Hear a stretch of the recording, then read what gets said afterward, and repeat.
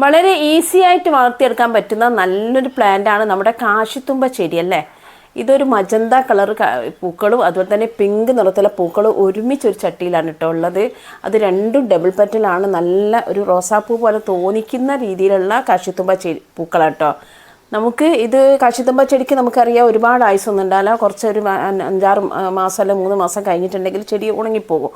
അപ്പോൾ നമ്മൾ വേഗത്തിൽ എന്താ ചെയ്യേണ്ടത്, ഇതിൽ നിന്ന് വിത്തുകൾ ഉണ്ടാവും. ആ വിത്തുകൾ എടുത്തിട്ട് നമ്മൾ പിന്നെ പെട്ടെന്ന് തന്നെ തൈകളാക്കിയിട്ട് പുതിയ തൈകളാക്കി എടുക്കണം കേട്ടോ. വിത്തിട്ടിട്ടുണ്ടെങ്കിൽ പെട്ടെന്ന് തന്നെ തൈകളും വരും. അതുപോലെ തന്നെ ഒരു മാസം ആകുമ്പോഴേക്ക് നമുക്ക് ഈ ചെടി പൂക്കുന്നതും കാണാം. കുറച്ചൊരു സൂര്യപ്രകാശം കിട്ടുന്ന, ഒരുപാട് സൂര്യപ്രകാശം അല്ല, കുറച്ച് സൂര്യപ്രകാശം കിട്ടുന്ന ഏരിയയിൽ വെച്ച് കൊടുത്തിട്ടുണ്ടെങ്കിൽ നിറയെ നമുക്ക് പൂക്കളുണ്ടാകും. പൂക്കളുണ്ടാകാൻ വേണ്ടിയിട്ട് നമ്മൾ നട്ടു കൊടുക്കുമ്പോൾ തന്നെ കുറച്ച് ചാണകപ്പൊടിയൊക്കെ നമ്മൾ പോട്ടി മിക്സിൽ ആഡ് ചെയ്താൽ മതി കേട്ടോ. അപ്പോൾ നല്ല ഭംഗിയായിട്ട്. ഇപ്പോൾ ഞാൻ കാശിത്തുമ്പ ചെടിയുടെ ഒരു ഫുൾ വീഡിയോ ചാനൽ ഇട്ടിട്ടുണ്ട്.